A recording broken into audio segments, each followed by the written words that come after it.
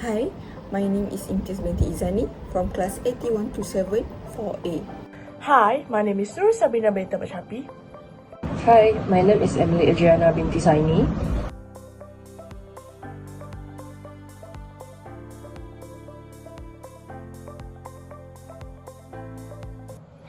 For the introduction, Oreochromis mossambicus, known as Black Tilapia, is a freshwater fish widely used in aquaculture.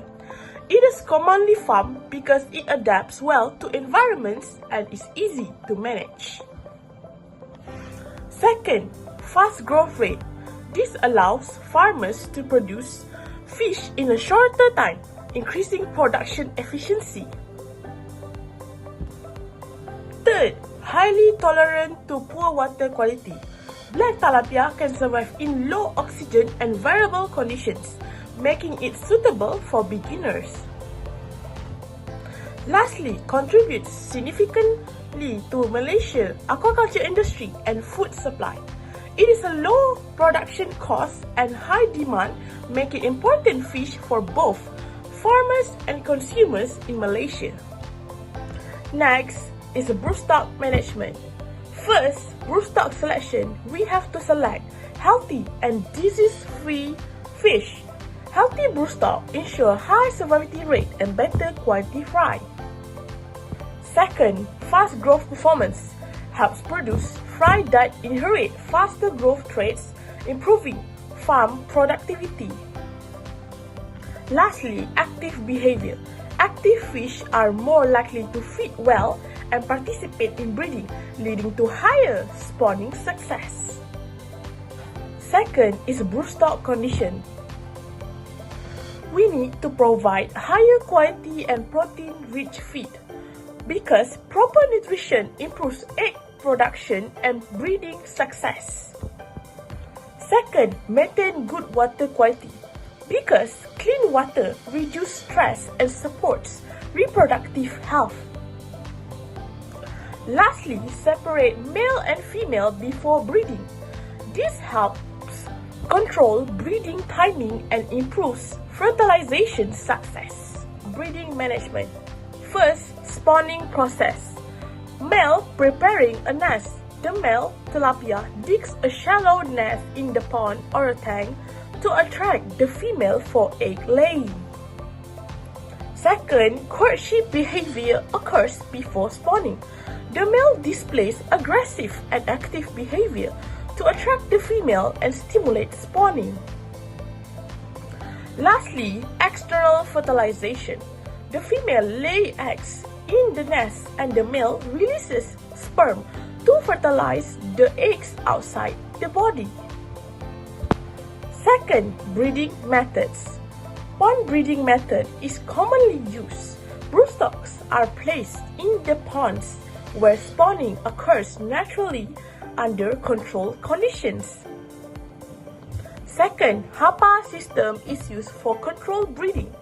A hapa, which is a net enclosure, is placed in the ponds to make monitoring, spawning, and management easier.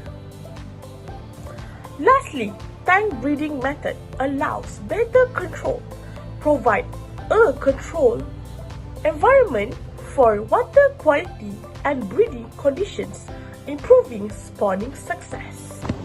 To ensure long-term viability, our production strategy is built on 3 pillars. First, we are committed to continuous fry production throughout the year.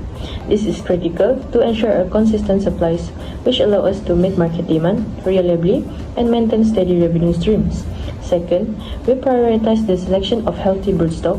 By carefully choosing our breeding stock, we directly improve spawning success rates and ensure the highest possible quality of fry, which is the foundation of our product value. Third, we emphasize rigorous hatchery management. Our goal is to maximize the survival rate of our stock and minimize losses through operational excellence, which directly protects our profit margins. Moving to the financial side, we provide a detailed breakdown of our initial setup cost. Here is how we have allocated our capital.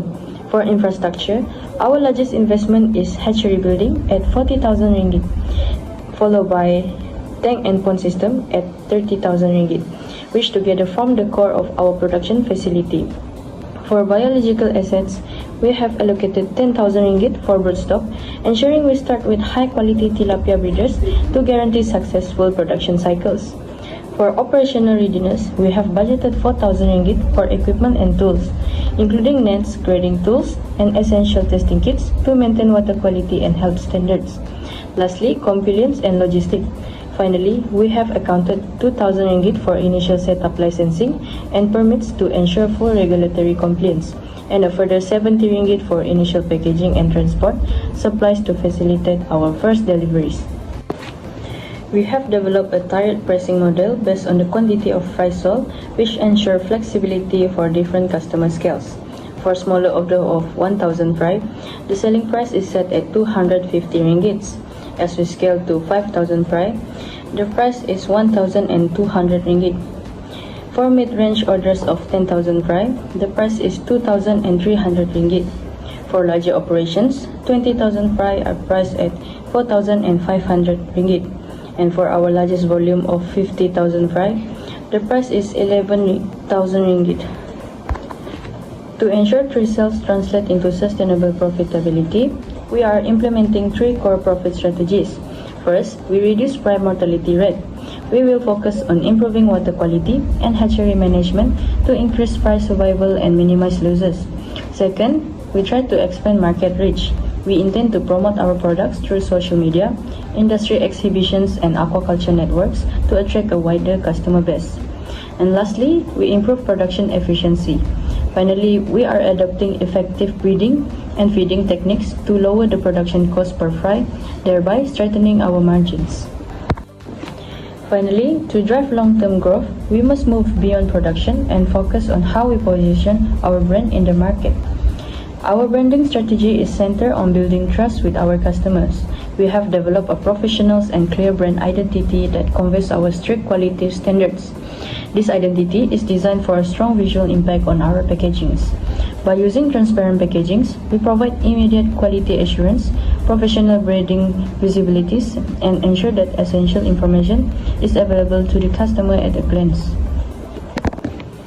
To actively engage our target audience, we are utilizing 2 primary promotion methods. First, free consultation for farmers.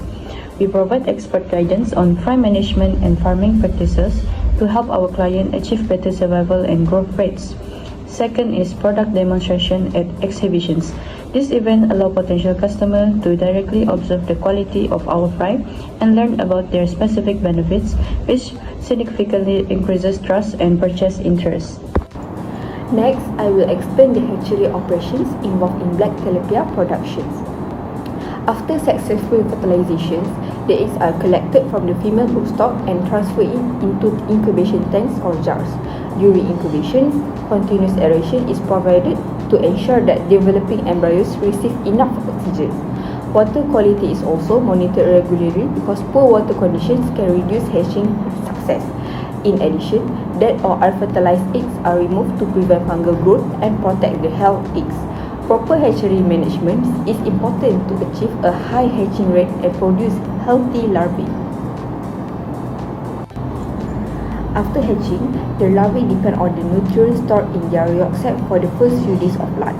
Once the yolk sac is absorbed, external feeding begins. Artemia naupliae are commonly used as the first feed because they are highly nutritious and easy for the larvae to consume.